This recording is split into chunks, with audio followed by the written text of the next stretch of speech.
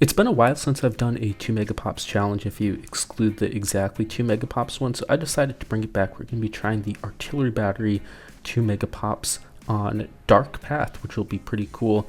This map honestly is actually really awesome. I think it has a bunch of cool gimmicks that make some towers like a lot stronger while kind of restricting other ones, but it's not really that hard and you definitely can do a lot of really crazy things in it. So I decided to choose it here for the artillery battery, which is a pretty strong tier 4, but it doesn't really have that much strength like after round 80 normally. So when we buff it up and bring in a whole bunch of slows and stalls, it should work out pretty well. And I was assuming this would be able to just do the 2 megapops fairly easily by itself.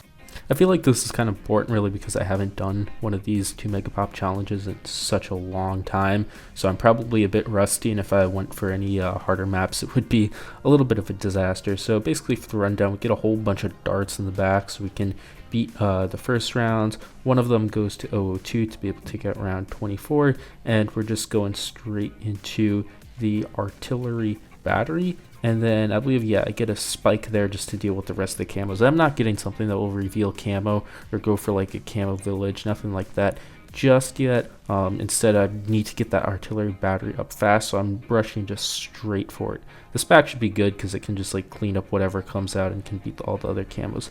So once I get the artillery battery, we're just going to get Jones there, and then we'll go for a village in a bit. For round 24, we'll get the camo village, but I'm going to remove some of these guys, like some of the barriers, so I can put the camo village right there. That's going to be pretty useful because then I can get a glue, just throw that in, and the glue will be doing good work. And now I can get the alk buff. Because I'm on a map where the alk will be completely away from anything, it won't have to hit anything. We can get 3-2-0 this time, which is really cool. That's pretty nice, and it definitely makes it a lot easier if some of your towers like the alchemist won't be forced to get pops.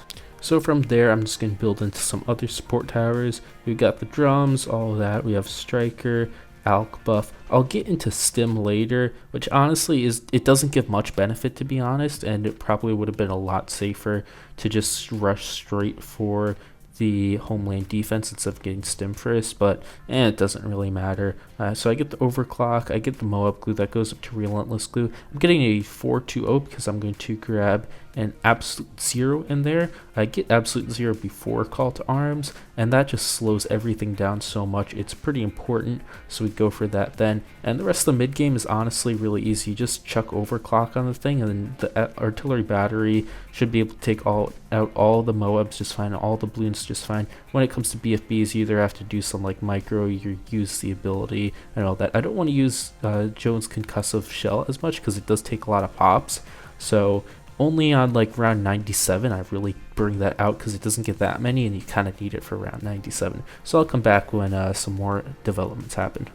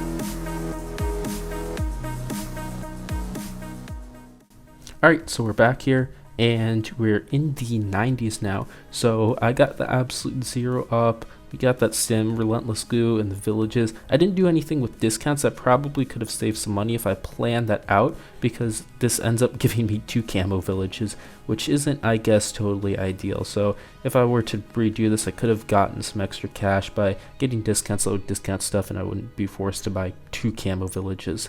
So we get that call to arms though, and we're going to be saving up pretty well. We're going to be getting the home lane defense actually earlier than I thought. I wasn't sure if I would even be able to get home lane defense in this run, but being able to get it was really nice. Having home lane and absolute zero is just such a good combination.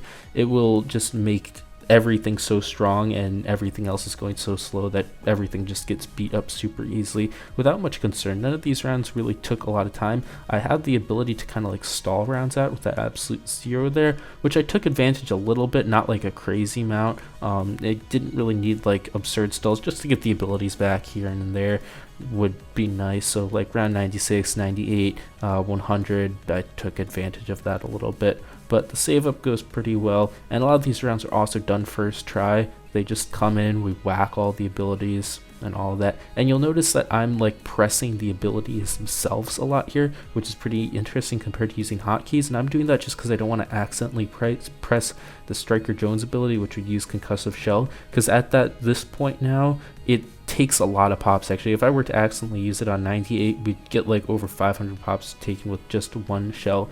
On 97 it doesn't take that much because it's just 2 ZUMGs there, but on 98 you just get so much, and I need it for 97, so we're just using there. But for other circumstances I tend to just avoid using it, so I'm not using a lot of hotkeys in this run. I use some of them, like I think 1 I hit a lot, but I don't want to accidentally press that 2, so just keep that in mind. So now on 98 we have our home lane defense up now, and it just shreds everything. Like, it's so easy, everything's gone. We also have that level 20 that we could have used, so it's just doing an insane amount of damage. And I try to stall this out a little bit. It's not like a super crazy stall, just enough to get abilities back. And then the same thing will be done for 99. Out of all the rounds, 99 actually took the longest. I just kind of waited to get everything to get in the middle, and then I used the AZ ability. Sometimes like a DDT would just sneak through, and I actually got a pretty nice stall to get a bunch of good abilities up. But even with that, it wasn't that hard. 100, I really had like so many pops. I barely had any pops taken from other towers that I could just go all out on 100 and still have like an insane amount left over. So we get 2 spikes. It's probably possible with only 1 spike, but that doesn't really matter much. We can just rip this apart, use all the abilities when it opens up AZ, and there we go. We did it. Not that difficult. I might do some more on a bit harder maps later. Thanks for watching. If you want to help out the channel, you can check out these new videos, like and subscribe for more content, support the channel by becoming a member, and joining the Discord to chat with the community. Bye!